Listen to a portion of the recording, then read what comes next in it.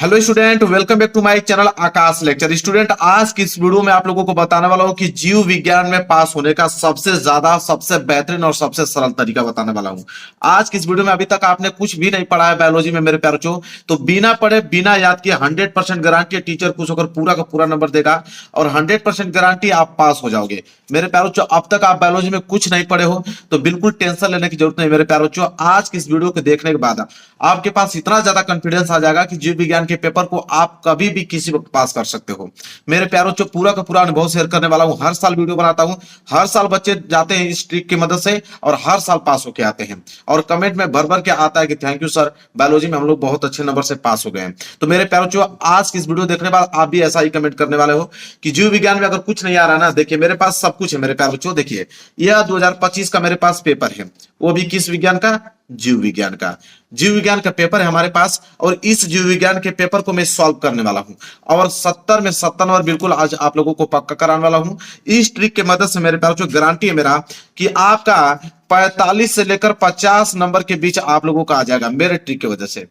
ज्यादा नहीं कह रहा हूं, लेकिन 45 से 50 नंबर बिल्कुल आसान तरीके से ला सकते हो और इस पेपर को मैं खुद सॉल्व करने वाला हूं। ये जो पेपर आप देख पा रहे हो 2025 का, मैं खुद बोर्ड एग्जाम की कॉपी पे सॉल्व करने वाला हूं।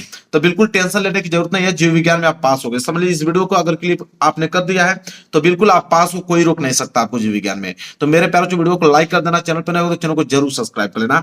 और आज से आप लोगों का बायोलॉजी वाला पेपर का झंझट खत्म हो गया, क्योंकि ऐसा ट्रिक बताने वाला कि किसी भी क्वेश्चन को आप कर सकते हो बिल्कुल आसान तरीके से और टीचर पूरा का पूरा नंबर आपको देगा। तो मेरे प्यारों, मैं इसको साइड करता हूं। देख लीजिए, मेरे पास ये बोर्ड एग्जाम की कॉपी है और इस बोर्ड एग्जाम की कॉपी पे जो पेपर में दिखाया हूं उसको खुद अपने हाथों से लिखने वाला हूं।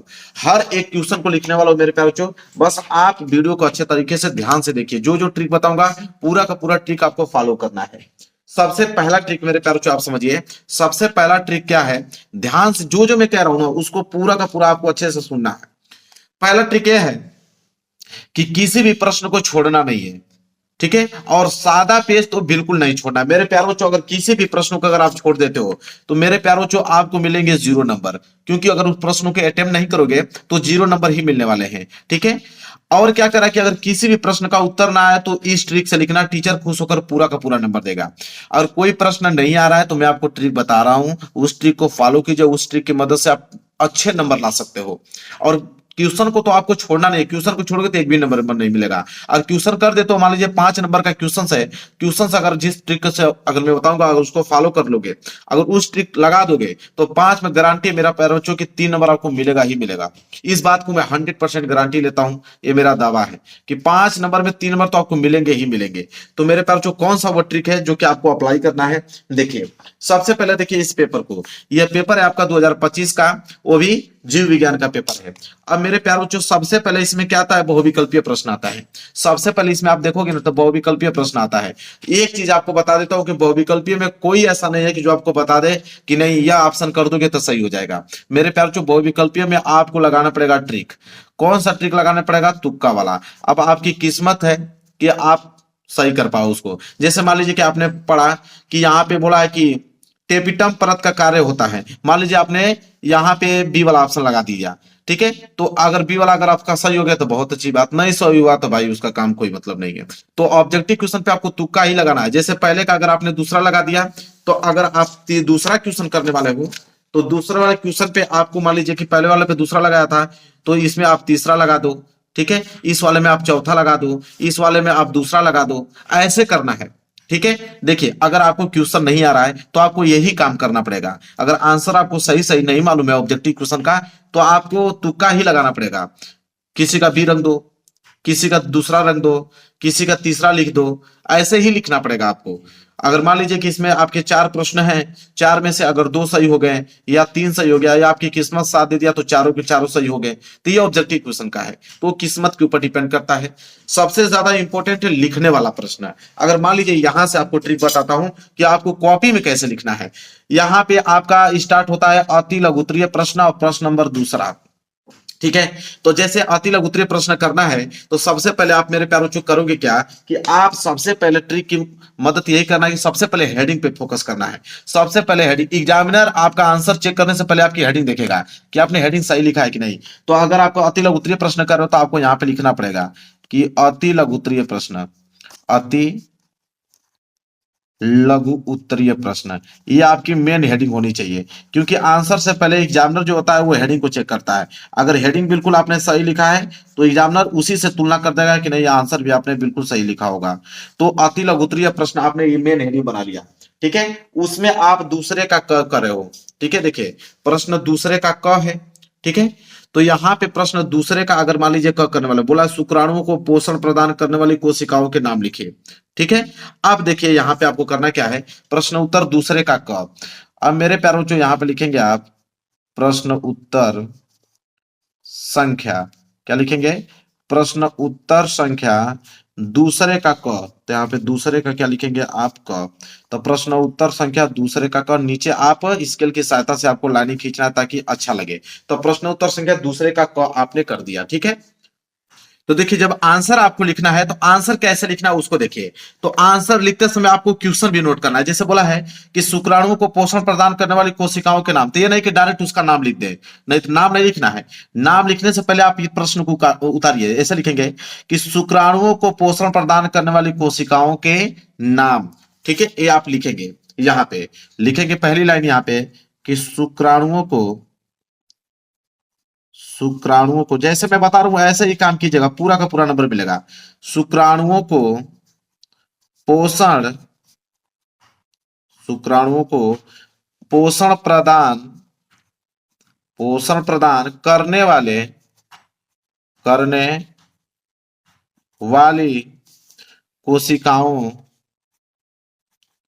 करने वाली कोशिकाओं के नाम, ठीक है। यहां तक लिख लीजिए कोशिकाओं के नाम। अब कोशिकाओं के नाम मेरे प्यारे बच्चों आप देखिए, अब मेरे प्यारे बच्चों आपको क्या करना है कि शुक्राणु को पोषण प्रदान करने वाली कोशिकाओं के नाम। अब देखिए शुक्राणु को जो पोषण प्रदान करता है उसका नाम जो मेरे प्यारे बच्चों है वो है सर्टोली कोशिका। क्या है, सर्टोली कोशिका। अब मेरे प्यारे बच्चों मैं ट्रिक आपको बताता हूं, ठीक है। अब ट्रिक समझिएगा, क्या है, सर्टोली कोशिका। अब आप कहोगे सर आपको तो आंसर मालूम है तो आपने आंसर लिख दिया, हमें आंसर मालूम नहीं रहेगा तो हम लोग क्या करेंगे। आप देखिए ट्रिक यहीं पे समझने की जरूरत है। जैसे पहला प्रश्न है कि शुक्राणुओं को पोषण प्रदान करने वाली कोशिकाओं के नाम, हमको तो आंसर मालूम है कि सर्टोली कोशिका है, हमने नाम लिख दिया। आपका कमेंट रहेगा सर हमको तो नहीं मालूम रहेगा तो हम क्या लिखेंगे। अब मेरे प्यारे जो ट्रिक समझिए, अब ट्रिक यहाँ पे क्या लगेगा, ट्रिक यहाँ पे ये लगेगा मेरे प्यारे बच्चों कि आपको किसी भी कोशिका का अगर नाम मालूम है तो यहाँ पे आप लिख सकते हो। जैसे कोशिकाओं, जैसे आपको राइबोसोम्स मालूम है, ठीक है, राइबोसोम, तो यहाँ पे आप राइबोसोम लिख सकते हैं, ठीक है। राइबोसोम हुआ, लाइसोसोम हुआ, ठीक है, लाइसोसोम, ठीक है, लाइसोसोम, यहाँ पे सोम ऐसे लिखेंगे लाइसोसोम। या आपको माइट्रोकांड्रिया मालूम है तो आप माइट्रोकांड्रिया लिख सकते हो, ठीक है, माइट्रोकांड्रिया। अब मेरे प्यारों जो आपको जिस भी कोशिका का नाम मालूम है यहाँ पे आप लिख दीजिएगा। जैसे रसधानी है तो रसधानी आप लिख दीजिएगा। तो बहुत सारी कोशिकाओं का नाम आपको तो मालूम ही होगा, कोई ना कोई एक कोशिका का नाम लिख दीजिएगा, ठीक है। यह आपको आंसर सही हो जाएगा। जैसे शुक्राणु को पोषण प्रदान करने वाली कोशिकाओं के नाम सर्टोली कोशिका। आपका मन है तो आपको नहीं मालूम है तो आप राइबोसोम्स लिख सकते हो, किसको मालूम है तो लाइसोसोम लिख देना, किसी को नहीं मालूम है तो माइट्रोकांड्रिया लिख देना, किसी को नहीं मालूम तो रसधानी लिख देना। तब एग्जामिनर कॉपी चेक करेगा ना, तो आप जब इसको लिखे रहेंगे तो उतना उसको समय नहीं रहेगा। जब वो कॉपी पूरा चेक करता रहेगा, लाखों कॉपियां उसको मिलती है, जब उसको पढ़ेगा तो आपको नंबर दे देगा। एक नंबर नहीं तो मेरे प्यारे जो आधे नंबर फिक्स है, इस बात की गारंटी लेता हूं। यह ट्रिक आपको लगाना है, क्लियर है। चलिए इसी तरह देखिए आपको ट्रिक मैं आपको बताता हूं, पूरा का पूरा ट्रिक बता दूंगा। अगर नहीं कुछ भी नहीं पढ़े तो इसके लिए ट्रिक बता रहा हूं। अगर आपको कुछ नहीं आ रहा, जिनको आ रहा हो तो लिखेंगे भाई, जिनको नहीं आ रहा उनके लिए ट्रिक है। जैसे दूसरे का ख करना है कि एमटीपी और यहाँ पे जिफ्ट का पूरा नाम लिखिए। अब अगर फुल फॉर्म आ गया तो आप क्या करोगे, फुल फॉर्म के लिए ट्रिक समझिए। प्रश्न उत्तर संख्या दूसरे का ख है तो आप क्या करोगे, यहाँ पे हेडिंग बनाओगे, लिखोगे प्रश्न उत्तर संख्या दूसरे का ख, ठीक है। हेडिंग बहुत जरूरी है, प्रश्न उत्तर संख्या दूसरे का ख आपको हेडिंग बना लेना है, ठीक है। ये आपकी क्या होगी मेरे प्यारे बच्चों, ये हेडिंग हो गया। अब यहाँ पे बोला है मेरे प्यारे बच्चों कि एमटीपी और जिफ्ट का पूरा नाम, तो आप यहाँ पे लिखेंगे उत्तर में कि एमटीपी लिखेंगे, एमटीपी, ठीक है, एमटी का पूरा नाम। यहाँ पे मेन हेडिंग आपकी क्या रहेगी, एमटी का पूरा नाम, ठीक है। ये आपने हेडिंग बना लिया। अब एमटी का पूरा नाम और एक लाइन छोड़कर आप लिखेंगे जिफ्ट का पूरा नाम, ZIFT, जिफ्ट का पूरा नाम। ये आपकी ब्लैक पेन से होनी चाहिए, ठीक है। अब आपको फुल फॉर्म नहीं मालूम है, वैसे मैं फुल फॉर्म आपको बता देता हूं कि जैसे एमटीपी का फुल फॉर्म होता है कि मेडिकल टर्मिनेशन ऑफ प्रेगनेंसी, और जिप्ट का पूरा नाम होता है मेरे प्यारे बच्चों कि जाइगोट इंट्राफेलोपियन ट्रांसफर। ठीक है, यह नाम होता है। आपको तो मालूम होगा नहीं, ठीक है, अगर आप नहीं पढ़े हैं तो आपको कैसे मालूम होगा। तो आप कैसे लिखिए, देखिए मेरे प्यारे जो ट्रिक यहाँ पे क्या लगेगा, जैसे एमटीपी का पूरा नाम लिखना है तो आप कोई भी वर्ड लिख सकते हैं, लेकिन याद रहे कि कोई भी वर्ड लिख रहे हो वो एम से ही स्टार्ट होना चाहिए। जैसे एम का होता है मेडिकल, ठीक है, तो यहां पे आप लिखेंगे मेडिकल। ठीक है, तो बहुत सारे बच्चों को मेडिकल नहीं मालूम रहेगा, तो कोई भी वर्ड आप लिख सकते हो, लेकिन याद रहे कि वो एम से स्टार्ट होना चाहिए। ठीक है, जैसे टी है तो टी का ये होता है टर्मिनेशन। ठीक है, क्या होता है टर्मिनेशन। अब आपको मालूम नहीं रहेगा कि टर्मिनेशन होता है टी से, तो आपको कोई भी वर्ड आप लिख सकते हो, लेकिन वो वर्ड टी से ही स्टार्ट होना चाहिए। ठीक है, तो मेडिकल टर्मिनेशन ऑफ पी का, पी से मैंने लिखा है प्रेगनेंसी। अब आपको नहीं मालूम रहेगा मेरे प्यारे बच्चों, तो आप क्या कीजिएगा कि कोई भी वर्ड लिखिएगा, लेकिन याद रहे कि उस वर्ड में जो स्टार्टिंग होना चाहिए वो पी से ही होना चाहिए। तो इसका मेडिकल टर्मिनेशन ऑफ प्रेगनेंसी, आप भी कोई वर्ड लिख सकते हैं तो एम से स्टार्ट होना चाहिए, टी से स्टार्ट होना चाहिए, पी से स्टार्ट हो, कोई भी वर्ड आप लिख सकते हो। ठीक है, वो फुल फॉर्म में आपका मालूम चल जाएगा, वो आपको नंबर मिल जाएगा। जैसे जिप्ट का पूरा नाम लिखना है तो आपको जेड से ही स्टार्ट होना चाहिए, जिसका जाइगोट होता है तो जाइगोट मतलब जेड से ही स्टार्ट होगा। ठीक है, तो इसको हम ऐसे ही लिखेंगे कि जाइगोट, आपका मन कोई भी लिखिए लेकिन जेड से ही स्टार्ट होना चाहिए। आई का होता है यहाँ पे इंट्रोफेलोपियन। ठीक है, तो इसको जब हम लोग लिखेंगे कि इंट्रोफेलोपियन का होता है स्पेलिंग FALLOPIAN, इंट्रोफेलोपियन होता है। आप भी कोई भी वर्ड लिख सकते हैं दुनिया का, लेकिन आई से बस स्टार्ट होना चाहिए, बाकी कुछ भी लिख दो। ठीक है, टी से ट्रांसफर होता है। ठीक है, नहीं एफ भी बचा है ना यहाँ पे, तो इंट्रोफेलोपियन देखिए, जेड से जाइगोट हो गया, आई से इंट्रा हो गया, एफ से फेलोपियन हो गया, और क्या बचा मेरे प्यार, जो टी से, तो टी से हम यहाँ पे ट्रांसफर लिख देंगे। आपका मन कुछ भी लिख सकते हो, लेकिन स्टार्ट आपका टी से होना चाहिए। ये फुल फॉर्म का नियम है। ठीक है, फुल फॉर्म के नियम में यही आपको अप्लाई करना है मेरे प्यारो बच्चों। ठीक है, दिख गया आपको पूरा का पूरा, यही आपको दिमाग लगाना है कि फुल फॉर्म में एम से स्टार्ट होना चाहिए, टी से स्टार्ट होना चाहिए, पी से, बाकी कुछ भी लिख दीजिए। यह है फुल फॉर्म के लिए ट्रिक मेरे प्यारो बच्चों।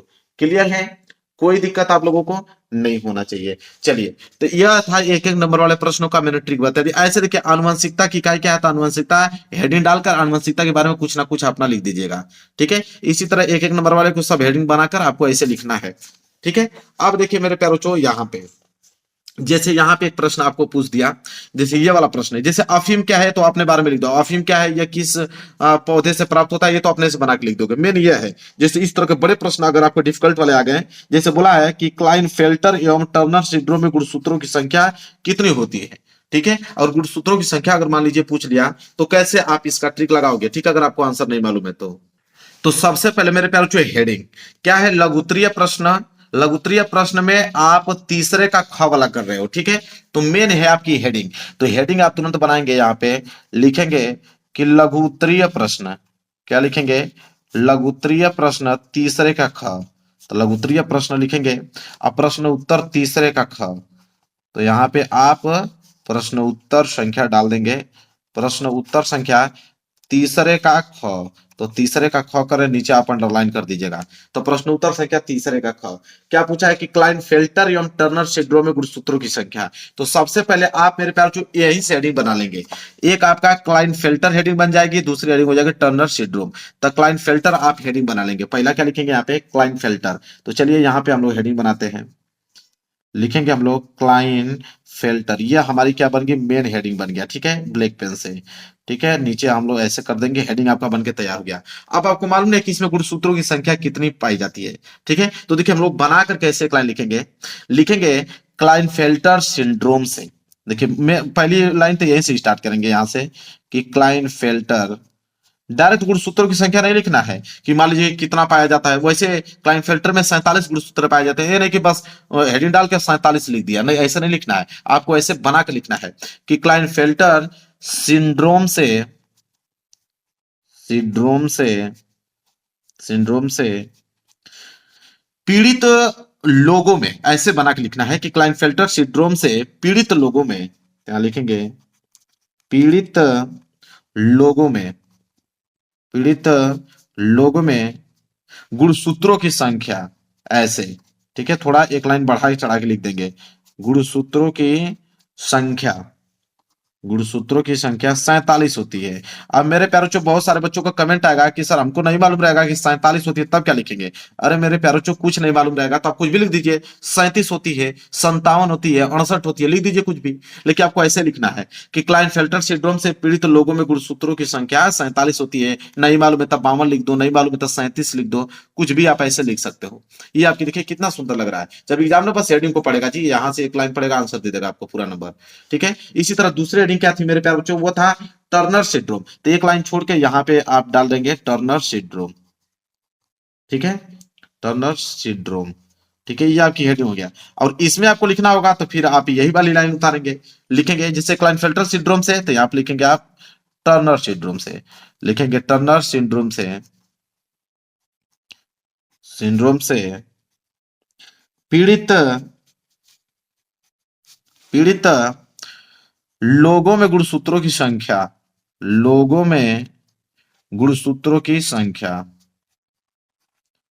गुणसूत्रों की संख्या देखिए कुछ नहीं मालूम है। अब मैं कैसे कॉपी भर रहा हूं देखिए बस। गुणसूत्रों की संख्या 45 होती है। कितनी होती है? 45 होती है। अब आपको मालूम नहीं रहेगा तो कुछ 35 लिख दीजिएगा, 55 लिख दीजिएगा, कुछ भी लिख सकते हैं, 32 लिख दीजिएगा। लेकिन लिखना आपको ऐसे ही बढ़ा चढ़ाकर। तो देखिए एक पेज मेरा भर गया। अब मेरे प्यारों बच्चों सबसे ज्यादा दिक्कत होता है यहाँ पे चित्र वाले प्रश्न। ये चीज मैं आपको बता देता हूँ, आप लोग ध्यान से रखिएगा कि मेरे प्यार बच्चों कि एग्जाम वाले दिन सिर्फ ज्यादा दीर्घउत्तरीय प्रश्न पढ़े और चित्र देखें। देखिए दीर्घउत्तरीय प्रश्न में क्या होता है कि आपके अति लघुत्तरीय, लघुत्तरीय और बहुविकल्पीय सब समाहित हो जाते हैं। इसलिए ज्यादा से ज्यादा, कम से कम अगर आप 10-15 दीर्घउत्तरीय प्रश्न ध्यान से अगर पढ़ लोगे तो उसी दीर्घउत्तरीय प्रश्न से आप सारे के सारे लघुत्तरीय, अति लघुत्तरीय, बहुविकल्पीय प्रश्नों को उत्तर दे दोगे। तो आप ज्यादा से ज्यादा दीर्घउत्तरीय प्रश्न पढ़ें जिससे आपको कीवर्ड मिल सके और उन्हीं कीवर्डों का इस्तेमाल करके आप सारे के सारे प्रश्नों का आंसर दे पाओगे। ठीक है, तो यही काम करना है। जब समय आपको, जब 2 दिन बचे चाहे 1 दिन बचे, जैसे कल आपका बायोलॉजी का पेपर है तो 1 दिन पहले आपको 10-15 दीर्घउत्तरीय बड़े बड़े प्रश्न आपको अच्छे से पढ़ लेने हैं मेरे प्यारे बच्चों। अब देखिए सबसे ज्यादा चित्र वाले में दिक्कत होता है कि अगर कोई चित्र ना आए तो कौन सा ट्रिक लगाना, ये ट्रिक लगा देना, पूरे के पूरे नंबर मिलेगा। और कोई ट्रिक नहीं आ रहा है, अब चित्र नहीं आ रहा आपको कि भाई ये चित्र पूछा, इस चित्र को हम कैसे बनाएं, तब कौन सा ट्रिक आप लगाओगे मेरे प्यारे बच्चों? देखिए सबसे पहली बात यह है आप लोगों का, जैसे इसमें चित्र दिया है आपको, मैं पेपर में दिखा देता हूं मेरे प्यारे बच्चों कि यहाँ पे चित्र बनाने के लिए आपको बड़े बड़े क्वेश्चन दिया है। देखिए मैं यहाँ पे दिखाता हूं आपको। जैसे 5 नंबर में यहाँ पे देखिए 7वां प्रश्न बोला है कि मनुष्य के नर जनन तंत्र का वर्णन कीजिए, शुक्राणु निर्माण की क्रिया को समझाइए। एक काम याद कीजिएगा कि 2-3 ऐसे चित्र हैं कि जो कॉमन होता है, हर एक एग्जामिनर जानता है। जैसे नर जनन तंत्र, यहाँ पे लिख लीजिए नर जनन तंत्र। ठीक है, इसके बाद मादा जनन तंत्र, मादा जनन तंत्र। ठीक है, इसके बाद आपका डीएनए। ठीक है, डीएनए, आरएनए। ठीक है, इसके बाद माइटोकॉन्ड्रिया, माइटोकॉन्ड्रिया। यह जो चित्र है कॉमन है, हर एक एग्जामिनर जानता है। ठीक है, तो अगर इन चित्रों को अगर आप तैयार कर लेते हो तो आपका काम बन जाएगा। और यही चित्र ज्यादातर पूछे जाते हैं, पूरे के पूरे पेपर उठा के देख लेना यह चित्र। और एक आता है मेरे प्यारे बच्चों विक्राणु का। ठीक है, विक्राणु का चित्र आता है। तो 4-5 ऐसे चित्र हैं कि आप इनको तैयार कर लीजिएगा। ठीक है, यही काम आपको करना है। चित्र अगर आपको तैयार है तो चित्र खाली सिर्फ बना देंगे तो आपको नंबर मिल जाएगा। तो ये काम आपको, देखिए आपको रिक्वेस्ट ये कर रहा हूं कि चित्र में आपको यही ट्रिक लगाना है कि आपसे एक रिक्वेस्ट है कि 5 चित्र को आपको देख के ही एग्जाम में जाना है। ठीक है, 5 चित्र के अलावा आपके एग्जाम में पूछेगा भी नहीं ज्यादा। तो इसमें से आ जाएगा तो आपको ऐसे ही आप लोगों को लिखना है। और अंतर वाले अगर प्रश्न आ जाते हैं, जैसे यहाँ पे बोला है कि प्लाज्मिड डीएनए और गुणसूत्रीय डीएनए में बताइए अंतर। तो अंतर में सिंपल ये चीज है कि आप एक ग्राफ बना लीजिए, इधर आप एक हेडिंग डाल लीजिए, इधर आप हेडिंग डाल लीजिए, और यहाँ पे पॉइंट वाइज पहली पॉइंट, दूसरा पॉइंट, तीसरा पॉइंट, इधर आपका पहला पॉइंट, दूसरा पॉइंट, तीसरा पॉइंट। इन्हीं के बारे में प्लाज्मिड डीएनए यह होता है, इसके बाद गुणसूत्रीय डीएनए यह होता है, इसमें यह पाया जाता है तो इसमें यह नहीं पाया जाता है। अंतर जब भी आप कीजिए तो अगर इसमें पाया जाता है तो इसमें नहीं पाया जाता है। बस इसमें जो चीज हो रही है इसमें चीज नहीं होती रहेगी। बस ये चीज आपने डिफरेंट करके आप लोगों को लिखना है, ये आप लोगों का कंप्लीट हो जाएगा पूरा का पूरा। और इसके बाद कुछ है ही नहीं इसमें।